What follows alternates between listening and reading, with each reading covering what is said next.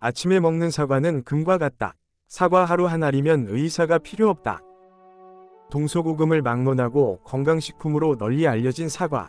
오늘은 그 사과의 뛰어난 효능과 섭취 시 주의사항을 알아보겠습니다. 1. 다이어트 효과. 다이어트 시 가장 힘든 점을 꼽으라면 아마 대다수가 배고픔이라고 답할 것입니다.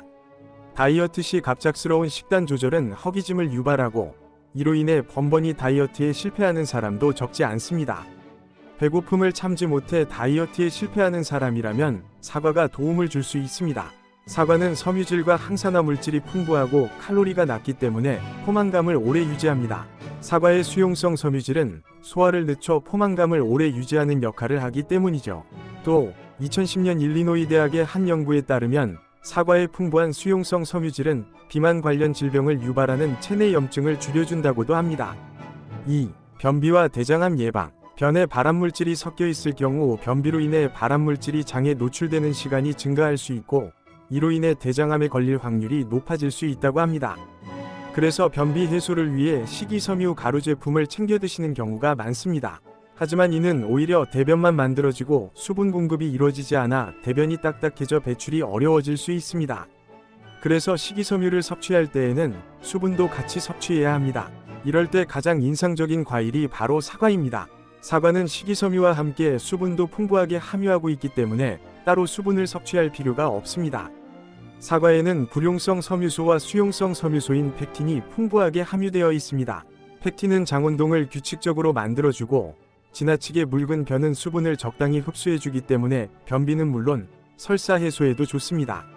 장운동을 촉진시키는 펙틴은 사과의 껍질 부분에 많이 있기 때문에 사과를 껍질째 먹어야 더욱 효과가 좋습니다.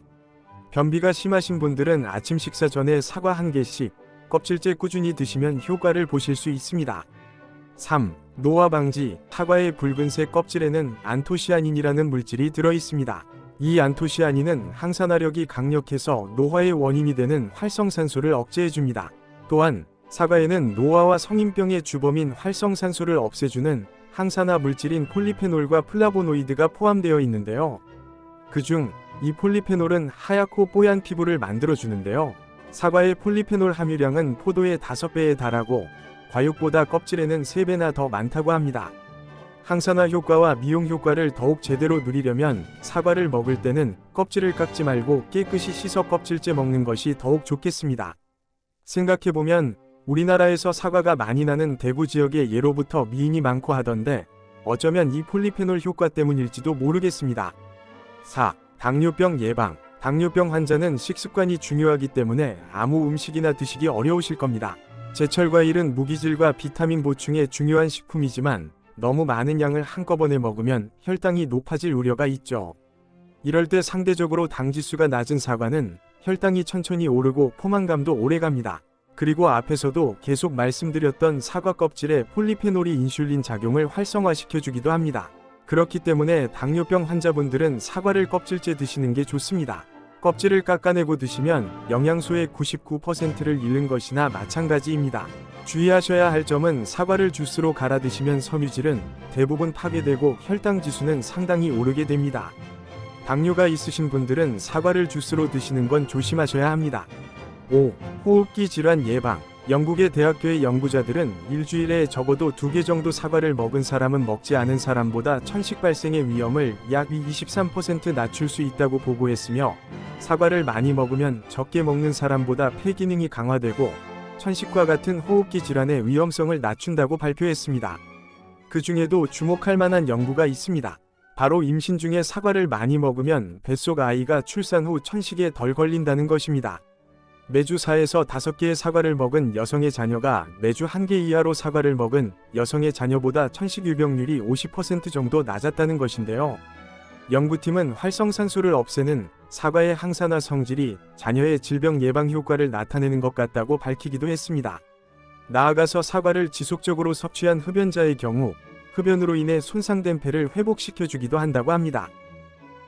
6. 치아 건강. 사과는 자연의 칫솔이라고도 불리는데요. 사과를 껍질째 먹으면 씹는 횟수가 늘어나 안면근육 운동이 많아지고 치아의 스케일링을 하는 것과 같은 효과가 있으며 사과에 들어있는 산 성분은 변색된 치아를 하얗게 하는 데 도와주어 치아 미백에도 효율적입니다.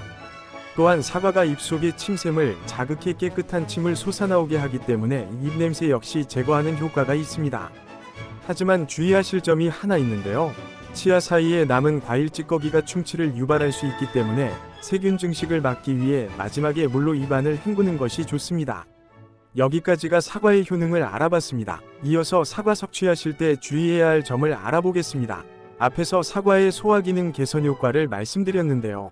공복 상태에서 드실 경우에는 속쓰림이나 복통 등의 부작용이 나타날 수 있기 때문에 꼭 식사를 하시고 섭취하는 것이 좋습니다. 또한 활동이 없는 밤, 잠자리에 들기 전에 섭취하는 것은 중성지방의 수치를 증가시킬 수 있기 때문에 자기 전에는 섭취하지 않는 것이 좋습니다. 영상이 도움되셨다면 구독과 좋아요 부탁드립니다.